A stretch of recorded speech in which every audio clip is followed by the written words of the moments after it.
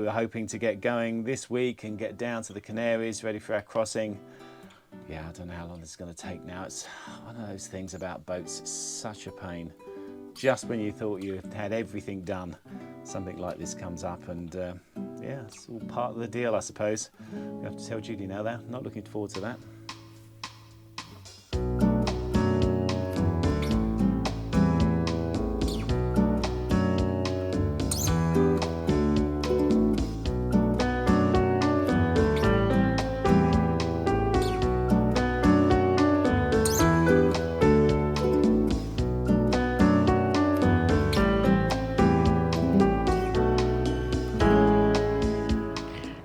Welcome to La Gauche, where things aren't looking too good.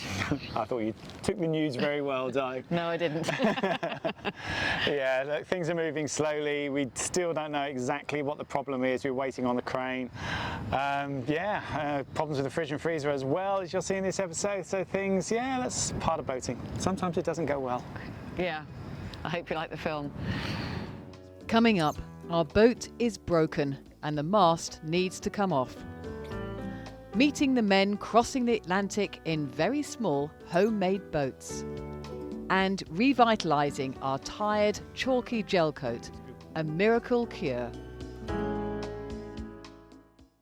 It all begins so well. A good lift, not so much cleaning to do, and plenty of time. Turns out we're going to need it. So Judy's hard at work doing the propeller. I'm going to just show you all the anodes. We go around. Pretty pitted, and you know that's gone too far. I'm gonna replace that because it's a really important one on the prop. And although you know it looks like it's only probably a quarter used, it doesn't matter. It's, you know, you don't know what's gone from the inside of it. It's really enough has gone from that for me to do it. This, look at this. They were there. This is from the frigga boat. This is the fridge, and it had two little anodes in there, and they've completely gone. I mean, luckily they hadn't gone. When it came out of the water, I looked at that, and they looked like they're about half gone. But that really high pressure power hose that he put on it has just ripped the rest of it out of there. So that's got the rest of them out. So I need to put them back. Obviously, there's nothing I can do about that. They fit. They're that size. That's what it is. So I'm just going to replace them, you know, in kind with the same sort of size ones. The ones in here, they never really wear, not much comes off of those. I have checked the connections to those before. You know, it's connected properly through. Just seems to be, you know, that you don't get a lot of wear off those. I mean, it's a bad sign normally if they're not wearing away. It might mean they're not electrically connected to the to what they need to protect and not doing their job. But you know, I've really checked everything with those. I think they are. But and there's no damage happening to the rest of this. There's no corrosion on there. So yeah, I think that's just the way they are. And then the last one is the big one, which is the hull one. And you can see, I said last time I'm going to replace this with a bigger one, and I've got a bigger one ready to put on there. So yeah, it'll just sort of come out much bigger out here somewhere, because that one's really worn, and that's the one that's bonded into everything else on the boat. So that sort of protects all the seacocks and all that sort of stuff. So yeah, I'll try and get this one off now. A relatively simple job to remove it, and there's other good news too. Now, we showed you that the pressure wash has done a really good job at getting things off. It's all looking pretty clean. Now, I don't know how much of that is down to the anti-foul I use. I've always used CJ33. It's always worked really well. By the way, if you get it in Gibraltar, £88 a tin rather than nearly €200 I think elsewhere, so that's really good. So we've got that ready to put on for this one. But for the prep for this, obviously it's taken almost everything off with that, but I think part of it is down to sort of the way we prepare it as well. It's something I stumbled across when we first started doing this, because when you spray it, you're left with these little bits. It's like little almost little bits of coily stuff that's left on there, and you want to get that off. The best way that I've found of doing that is with this stuff. Comes in a roll, and you just sort of do it wet, so it doesn't make any dust either. I don't know if I put it down here. So I use it on this little clip-on thing. It's what they use for doing plaster. I think I had it years ago at home for doing plaster, and I thought that would work well for this, and it's what I've always used, and it's always come up with good results, so I'm definitely going to stick with it. So I'll just show you with this section here what will happen if I wet it very quickly. Just do that area.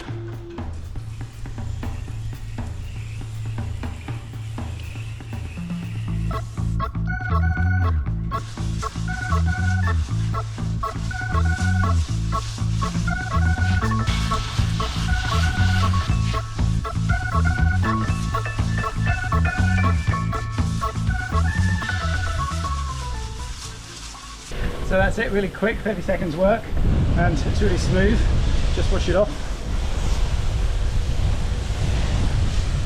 And it leaves you with just a really lovely smooth surface. So, you know, this has always worked really well, and I would definitely say it's something we'll stick with. So the anti-foul's all ready to be coated, but there are a few bits like here that have come off. Always get some. It's usually around the seacocks. So I'm normally just putting some filler in there and then going over with more anti-foul. But this year I had some advice from the guys here. They say this is the best stuff. So that's a primer you put on first, Geosheet 200, and then there's a 2-part filler. So I think this is probably better than the stuff I normally use. We shall see. So I'll stick it all around and see if that fares better, and hopefully we won't get any of these patches next time.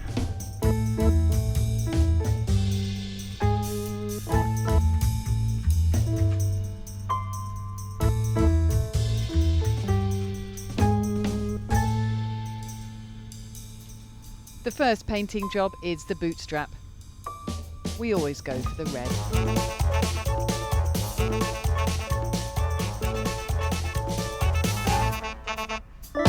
So we are staying on board at the moment, which is always a bit weird when you're up in the air. But they've got lots of good ladders and gantries and things to work with here, and yeah, it's a good place because there's good loos and showers. There's a restaurant on site as well, which is really quite a nice restaurant, and loads of restaurants around because the yard is right next to the marina, which is over there. And you've also got this up here, which is a lovely walkway, and the beach is just beyond that. So actually now we're going to finish early and go down and have a little swim on the beach because we thought that'd be a nice thing to do. We've got time, so the best thing is just to take it easy and take your time, I think. So that's the yard, and you just walk along this lovely walkway. And a runway. I went on a run here this morning. Yeah. Really beautiful. Me and loads of other people. But it's a short walk over to the beach, which is just here. And there's restaurants as well, isn't there? So we actually came out to dinner on one of these last night. So it's a good thing to have behind the boatyard. Not many boatyards have this. It isn't, so I'm happy to stay in the boatyard. And I don't always say that. No. In fact, never.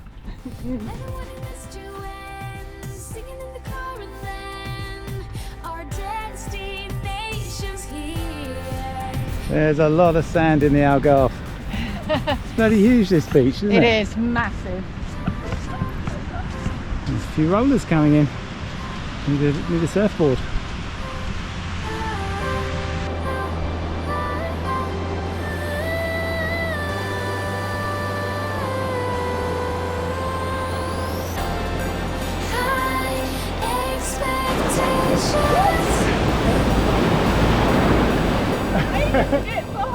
I know.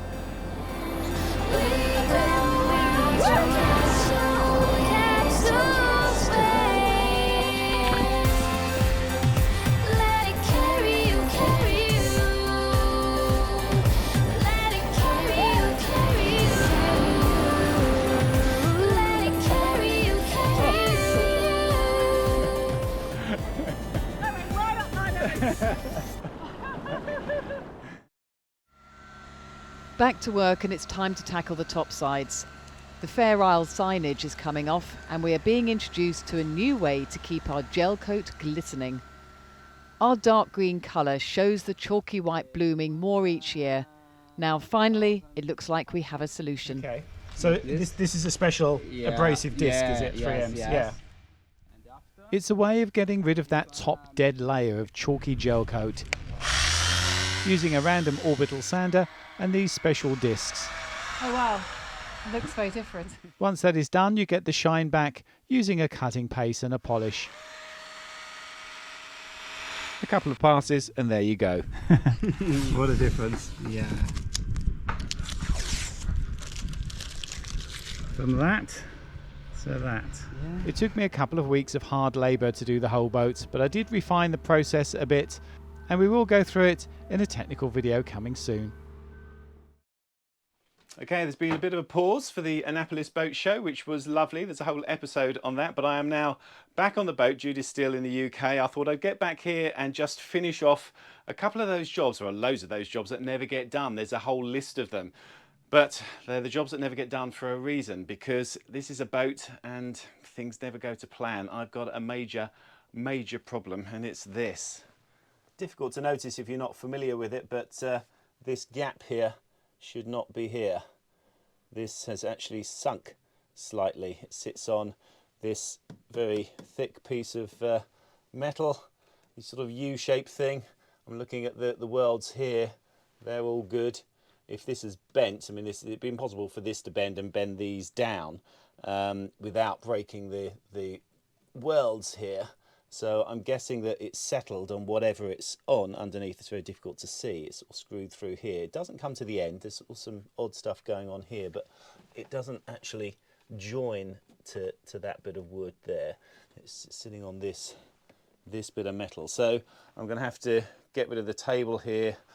Taking the electronics off it at the moment. I've just cut this off because I'm going to take the opportunity to update it. This has got plugs which only take UK plugs. I want to try and put one on there that takes both UK and European, and have some USB outlets and stuff like that. It's always nice if you're having to rip out stuff you've already done to know that at least when you put it back you've got something better than you had before. So that sort of keeps me going a little bit, trying to make things better. But things like this, I mean, they're just really the worst bit about boat ownership, in that you come across stuff that at first sight you think, well, how am I going to tackle that? I'm probably going to have to take the mast, almost certainly going to have to take the mast off now. We've got family coming out next week. I'm just not going to get this done. So yeah, bit of a nightmare. Ripping the boat apart while you're living aboard isn't fun, but we've got to have a good look at what's going on. Okay, so I've got the table out. It's not a problem that side. That all looks good. My problem is definitely this side. The plinth, you can feel, comes up to here. So that's the point that it's sitting on, and that's obviously moving, and that's why I've got this crack here, and it's pulling stuff off the wall as well, which has always been there a little bit. There's always been a little bit coming off of there, and I've known it's not connected to the to the actual metal plate here, so I wasn't that worried about it, but it is definitely the metal plate that's moving down and dragging that down with it. So something's going on in here to cause all that, and that means the mast is going to have to come off, so I can get the compression posts out and take all this out and have a look at firming up the base down there before I put it all back in and back on again. That's really going to hold us up a lot. We were hoping to get going this week and get down to the Canaries ready for our crossing. Yeah, I don't know how long this is going to take now. It's one of those things about boats. It's such a pain. Just when you thought you had everything done, something like this comes up, and yeah, it's all part of the deal, I suppose. We have to tell Judy now, though. Not looking forward to that. Another thing Steve had to tell me is the fridge and freezer have stopped working again. If you've been following along, you'll know we've had fridge engineers on board this year 3 times, in Porto Montenegro, in Malta and in Menorca. None have found a permanent cure. Lucas is very diligently going through everything step by step. Okay. Yep. And a bit of Google Translate needed. So this is what I think we haven't had before when I've had refrigeration engineers on. Haven't had the time to do this. Lucas has left it at pressure, been for about an hour. So we know that it's good.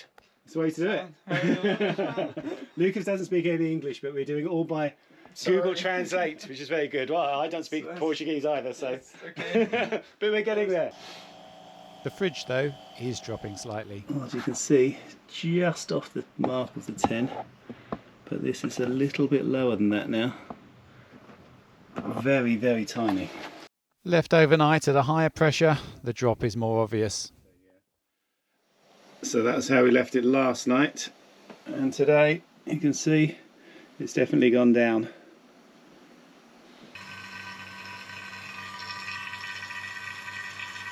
We did have a problem testing the freezer because it would throw the breaker because you're out of the water, so got a little bit of extra kill cooling going on, and that allows us to test it. So all the pipe work is being changed, and Lucas's boss will come and commission it next week.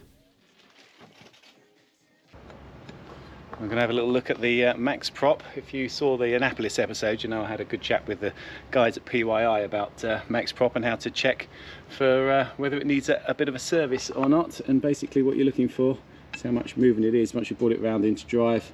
That if you wave it in every direction, that there's not more than about 1/8 of an inch of movement. So I've got my calipers, 1/8 of an inch, oh, this is in decimals, so quarters 0.25, so 0.125. Let's put it on there, 0.125. That's about just over 3 mil basically. So let's have a little look.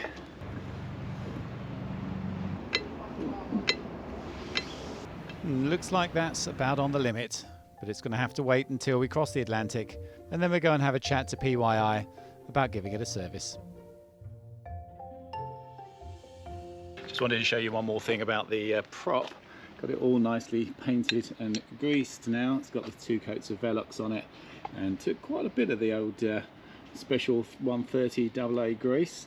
That's all nice and full, and I've got the zincs on, and you'll see if you look closely this edge of the zinc here, it's a bit pink, and that's because I did steal a little bit of Judy's nail varnish to put on there. I always do this, and I've did it with the last one. I'll show you, because when you looked at this when it was on there before, it doesn't look as if it's, you know, that worn, but it is reasonably worn. It's probably more than half worn. And what happens with these when it gets to about that stage is that if you look at just that edge there, because the screws on this are quite close to the edge, it does sort of compromise them. Once it gets a bit more than that, then it wears away and they can just fall off basically, or certainly come loose and start to jiggle around a bit. And that is with the nail varnish on. If that wasn't on there, it would have gone even quicker than that. So definitely worth doing.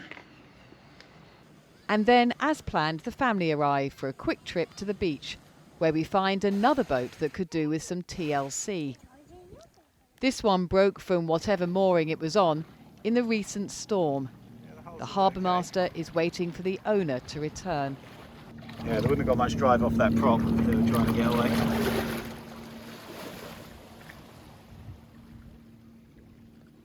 A happier story is this one.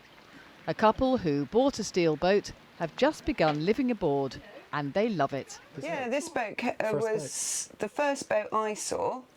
The first boat? The first and only boat. She happened to be in Weymouth Harbour. She'd been there for 2 years.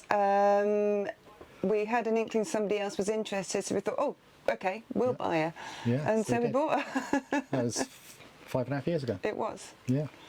Is it an unusual decision then, do you think, to have a steel boat? We've not come across I don't know nothing about fiberglass, and I knew a lot about steel, so Okay. that's the main reason, and I knew I could repair steel, so I wasn't sure about fiberglass at the time. Hindsight, I would have gone for fiberglass because it's easier, less work. It was 3 years on the hard doing this, bringing this thing back to life, which was a bit of a long haul, wasn't it? Yeah, but you did an amazing job. And it is a wonderful livable boat, adapted completely. So the only place would have been here for a cooker, but that's not right. And this is now our larder. Isn't that lovely? Can I open this up? Yeah, of course. It's our larder. Oh, that's so... It's just really nice. We were going to throw that away and Rich put it back and that could be a larder. No? So a Ninja, a toaster, a microwave and a hob. Yeah. And that's enough. Yeah. Brilliant. And a barbecue. Oh yeah, of course. Wonderful. So no cooker, but there is a washing machine. Top load washing machine. Brilliant. And the hose, we just feed out of there over the side. Right. And something Steve loves, easy access to a large engine room. Probably the main reason why I bought the boat. And beautifully clean. Well, it wasn't. But how are you finding it actually to sail and to be I on? think the sailing's the easy part, to be fair. The mast is not bigger than it should be for the boat, which helps. Yeah. And the engine, the engine is, really pushes it on. So she's built just as, I know, as a sister ship, because she was built in Cadiz, wasn't she? Yeah, there was two, yeah. The same, by the shipyard.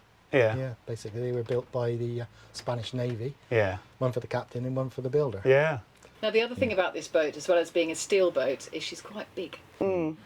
Was that a conscious decision? At the time, I didn't think about it. Then, obviously, it all sort of, kicked off and couldn't even lift it out the water. I tried, 2 cranes tried and couldn't even lift How it. heavy is she? 30 tons. Wow. Yeah, with everything on there. 25 net and Right. cross 30, basically. 2 ton of water it holds. Right. Well, we're quite stable then. That's similar Yeah. to Fair Isle, actually. So Yeah. Oh, right. yeah. So we're I didn't know 26 that. tons. Oh, right. Yeah. So I know, and it yeah. does mean you don't get so many rock and roll moments. Yeah. Don't rule them out, but you don't get so many. Yeah.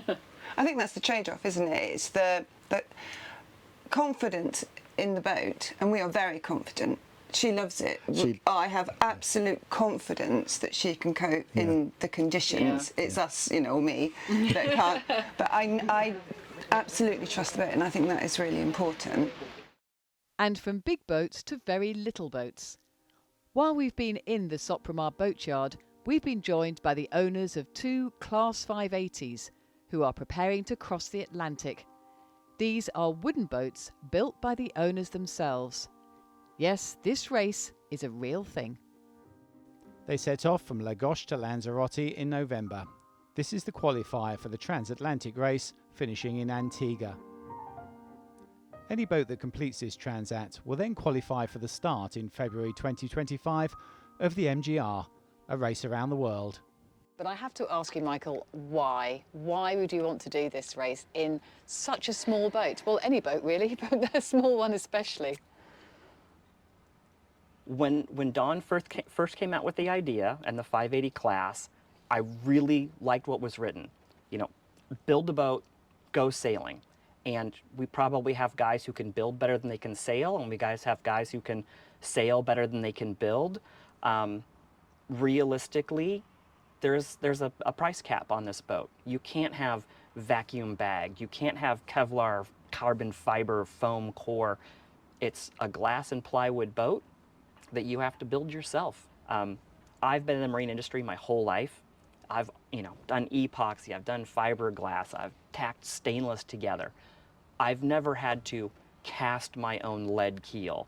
I've never used all of my boat skills building it in one project. It's always just been a little piece here and a little piece there. I'm proud of this boat. You're building it, the hull as well, from scratch, from pieces of plywood. So, you're going to be in this boat, out on the ocean, knowing that it's you that put it together. There's got to be something in that of sort of knowing how well that's built. Well, yeah, I mean, there's definitely some pride in it. Now, building it, we both went with the CNC cut kit. Yeah. And I will tell you, that saved innumerable hours. Yeah. Because if you started putting something together and it didn't line up, it's because we were doing something wrong. Because the wood was dimensionally the same. So you can give them the pattern in the workshop, and then the CNC machine will cut all the pieces exactly right. Yes. I want to say it's about at least one in each country. Yeah. We used a place in South Carolina, was like the U.S. distributor for the CNC cut kit. I think that Holland has one and Germany has one and France. So they're kind of local suppliers, so you don't have to do much in the way of like importing. But it did arrive very much like an IKEA flat pack. It was a wooden crate of plywood. And unlike IKEA, who has beautiful directions and you're scratching your head, and there are no instructions. You need to know what a boat looks like. You need to look at the other builders' blogs, and like where the plywood gets tortured down by the water line and it gets twisted in and pinched and it gets epoxied and screwed. Yeah. You kind of have to figure that out, but we all know that one end of the boat is pointy and the other end is not so pointy. Yeah. At the moment, Michael is just intending on doing the Transat, but his good friend and fellow competitor Jack is intending to continue on with Don McIntyre's ultimate adventure, the MGR. Everything you do with a boat like this has got to be with in mind, you are going to be sitting in this thing, going across the ocean, going around the world, because you're not just doing the Transat, are you? You're planning on doing trying the to whole do the thing. MGR, yeah. So what's that like, sitting there making this boat, knowing that your life depends upon Well, how well you make it? that's what quality is, right? is you decide, hey, I'm going to do something, and then you decide that you're going to do it, and it's now your butt on the line when you're building it, and it gives you a sense of importance to what you're doing.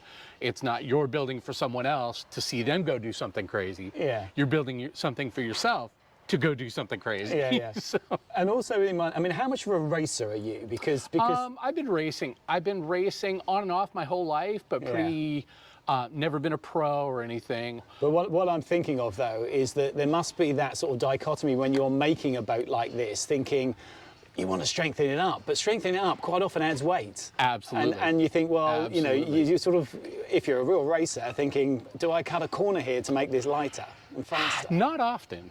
Yeah. Not often.